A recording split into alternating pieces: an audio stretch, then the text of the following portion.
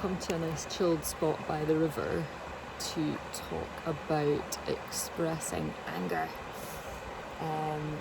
So we have a balance of elements here, feeling quite fiery and quite invigorated at the moment, and it felt like a good opportunity to talk a little bit about ways to try and express and release that. So I've come down to the river just to get some balancing yin from the water element, and just to try and temper the flame for a moment so that I can express in a more lucid way. So we think of Voicework as being really supportive in helping us to shift emotion from the body. And if you think about your instantaneous reaction to, say, silly things that can happen in your immediate space in the house, like you drop something or something that is mildly annoying, which would trigger you into a vocalization or a kind of like an expression of frustration or something like this. And we seem to be quite easily able to allow that to flow when it's something that doesn't seem to be very important, so we can think about that in terms of that being an excuse for an outlet, that perhaps the impulse to communicate in that moment is actually related to a build-up of emotions that have been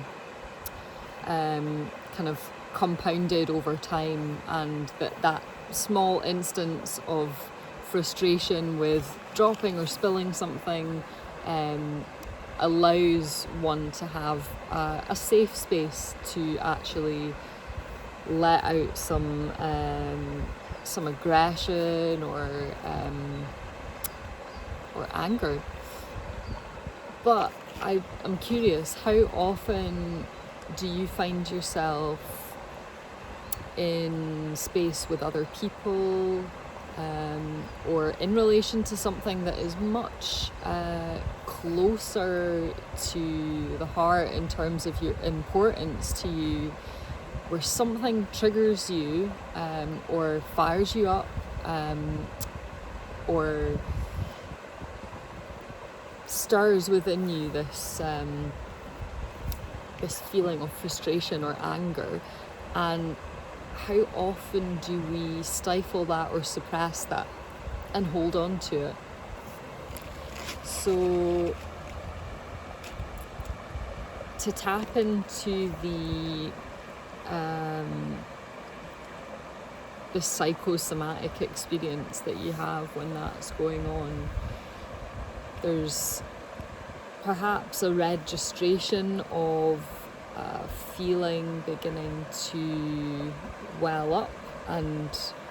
bubble, and then there's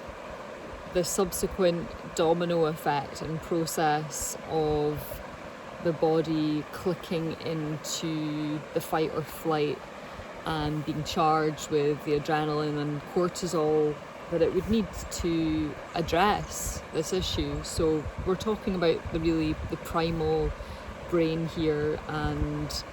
the forces that do essentially drive us, no matter how complex or trivial the subject matter that we're dealing with. And for the most part, we have been educated, socialized into a filtering of our emotional expression, and a way of managing and neatly compartmentalizing emotions that we have to either reduce them in their intensity or to ensure that they are not damaging or hurtful to anyone else. And the reason I wanted to highlight that or mention that is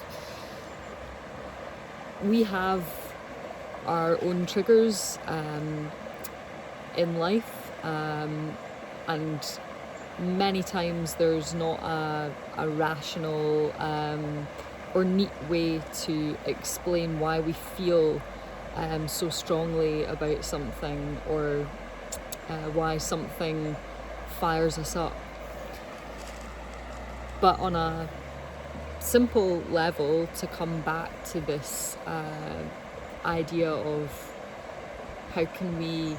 effectively, confidently express our truth at all times, because most of us want to be in a space where we feel safe enough to do that, and uninhibited, so that we can flow and be visceral and respond to life's joys and life's challenges as they come up, and not kind of have this watered down existence where we're kind of detached from our truth and our sense of feeling and engagement with the senses. So when we are challenged, when our expression is challenged, when our truth is challenged, when our sharing of what feels resonant to us and what sits for us within our own spectrum of truth, which is different for each person, it's hard not to feel directly stung by someone else's misunderstanding of what we say, a rejection of it, a criticism or challenge towards it. The criticisms and challenge may show up as questions, lack of understanding from other people, and it's the degrees to which those affect us, because our framework of expression, when it doesn't resonate with someone else, it's not to say that there is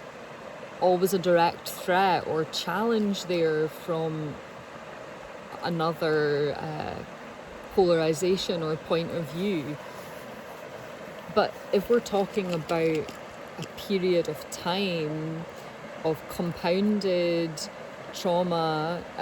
around having the voice shut down, or just in the pressure of the culture that we live in and the society that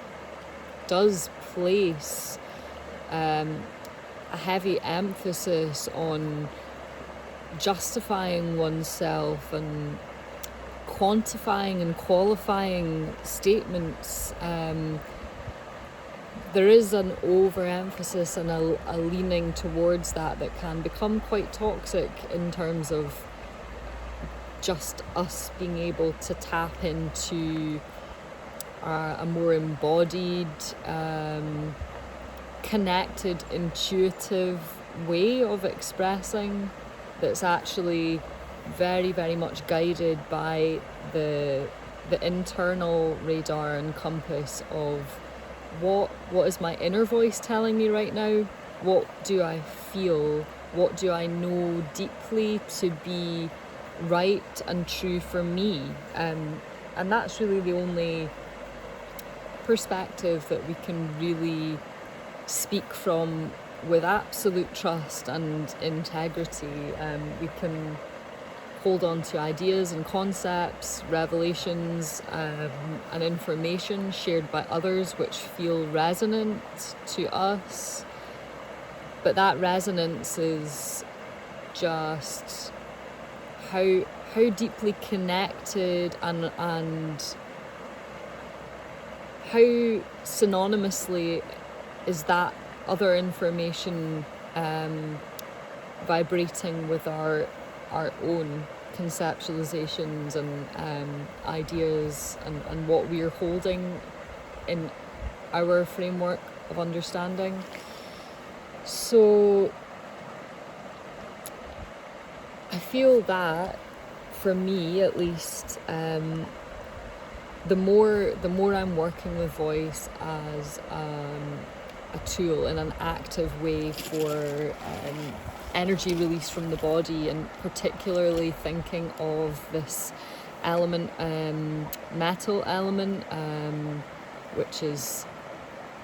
as part of the 5 elements of voice work, talking about alchemy through trauma release. So the more I'm working with that facet of voice work, of actually sounding, toning, finding different ways to be physical and vocal to let energy out of the body, because it doesn't serve me to hold on to it, because it doesn't feel good, and the expression becomes trapped, and then it's not released, and it manifests as tension in the body then. So the more I'm working with that, the more challenging it is to move into habitual forms of self-suppression, of like something has annoyed or frustrated you, and you need to kind of to vocalize that in some way. So in a space that you feel safe to do that, like say at home perhaps, there is company, family members, space that those small vocalizations are actually part of your animal instinctual way of communicating and setting boundaries and asserting dominance as well within like your family structures. That's obviously not the case for everyone. Everyone has different levels of safety in those environments. But hopefully, whether it's at home or in the company of a friend, there is somewhere that you have at least a taste of that, or you can imagine somewhere that you can cultivate that. The more we are working with that process of release, the less we come to the closing and the shutting down out of embarrassment or fear of being rejected, misunderstood by someone who is encountering our sound. But it's not always easy to come into a space of being able to align the vocalization with exactly the emotion that you want to let out, especially when we come to talk about anger and frustration, which are challenging emotions at the best of times. Mostly I find they are challenging for other people in their raw form and raw state. We in the UK certainly are not embracing a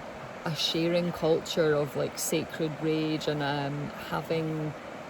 adequate supportive spaces, environments that encourage a platform for that kind of expression. So that does permeate your listening and space holding and expression in the microcosmic element of your immediate space and your community space. So this is when coming down to the river or somewhere that you have a bit of quiet, where you can hopefully be connected to the elements even better, because that's a nice calming, relaxing atmosphere to be held in, which doesn't demand, there's no social demand for you in this kind of space. It's a container. Hopefully there's midges here, which is why I'm scratching. access to somewhere like this, where you can come and you can dialogue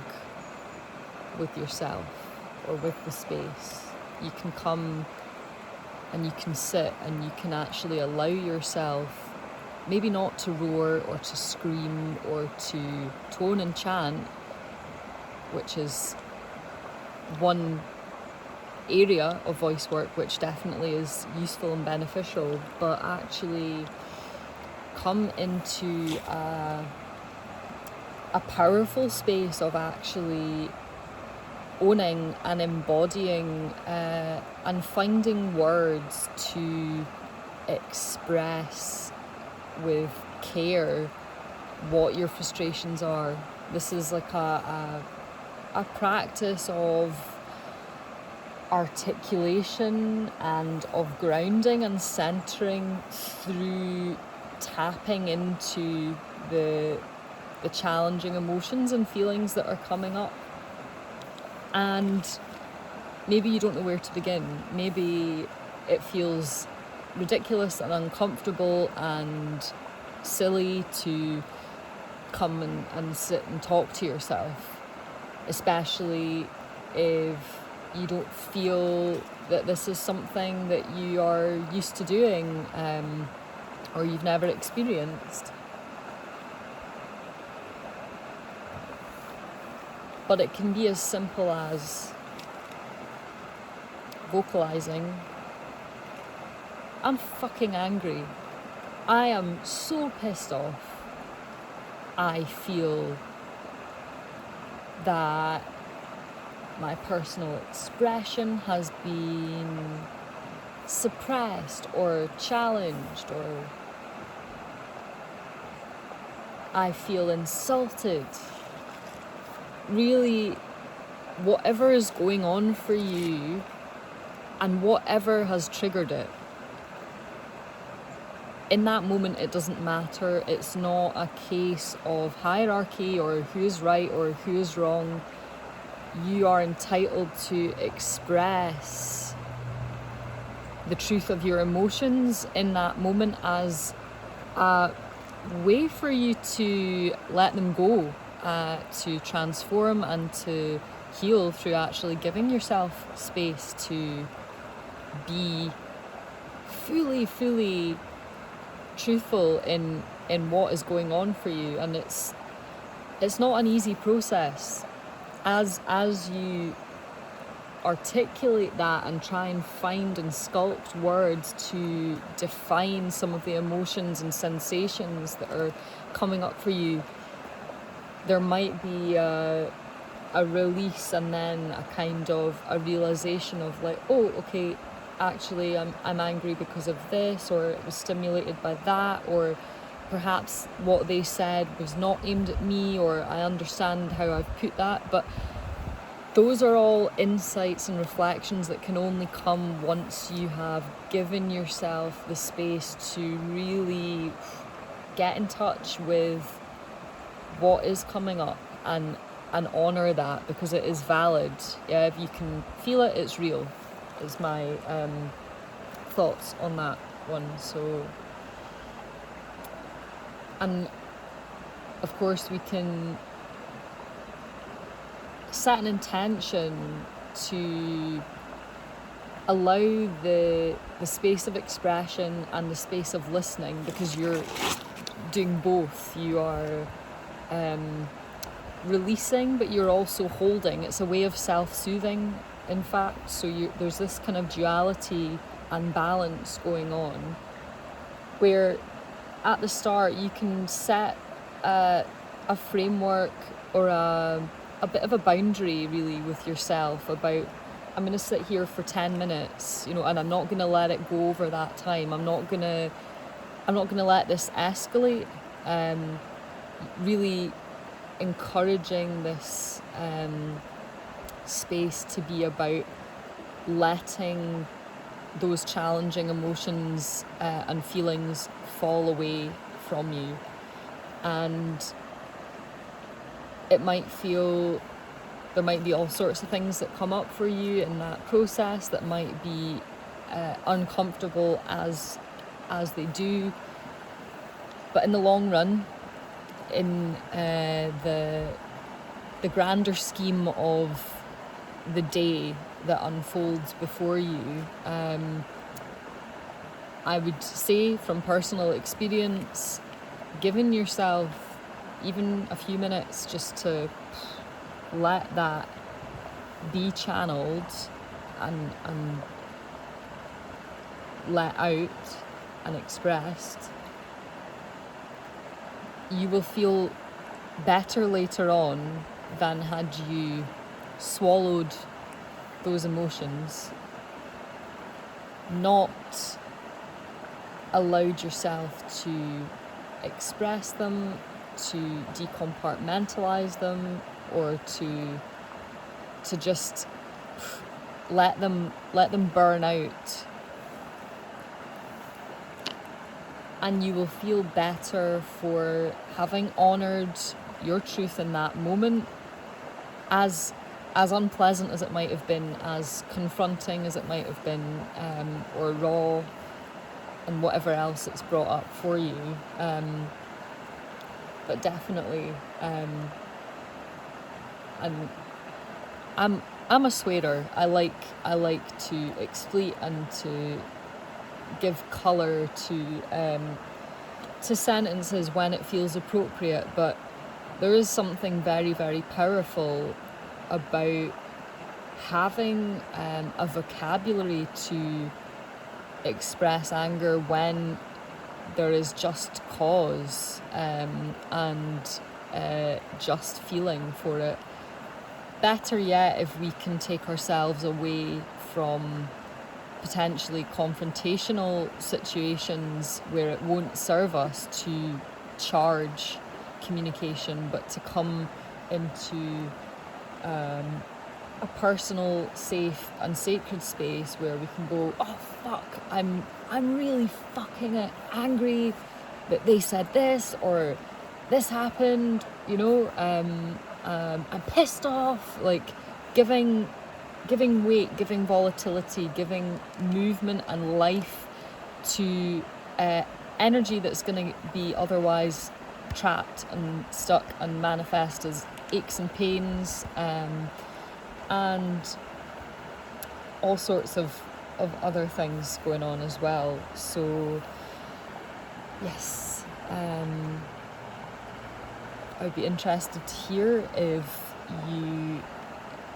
use this at all in your own kind of vocal practice, or just kind of self-talk. I absolutely would consider that this is a very active form of voice work meditation, because it's bringing yourself into a container where you are prepared to meet different aspects of the self and of the ego and all of these other things that want to come up to be felt and heard and acknowledged, because they are a part of you. They might not be light and fluffy and sparkly and whatever that side of the spectrum, but they are a part of you, and these are elements that definitely we should give time, the right time and space to acknowledge and express. So let me know if you tap into this practice at all, if you feel that it's been helpful for you, and also it might shed a light on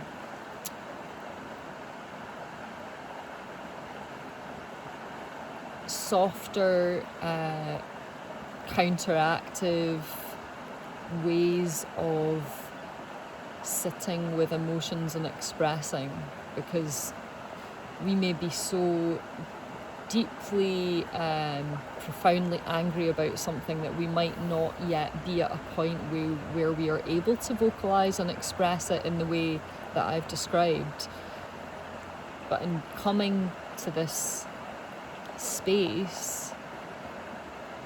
only by giving ourselves an opportunity and a platform for that can we actually make an assessment of, okay, I'm not ready yet to be here, and actually it would serve me much better to just be, and to let those things that need to emerge in their own time come through. So I'm just expressing what works for me, and I like to address things head on when they come into my space or my awareness, but not everybody is the same. So it's about finding a balance that works for you, and if necessary, find a middle ground between the two extremes. So yeah, just let me know if that's been helpful for you, and yeah, express your anger, because it wants to be expressed.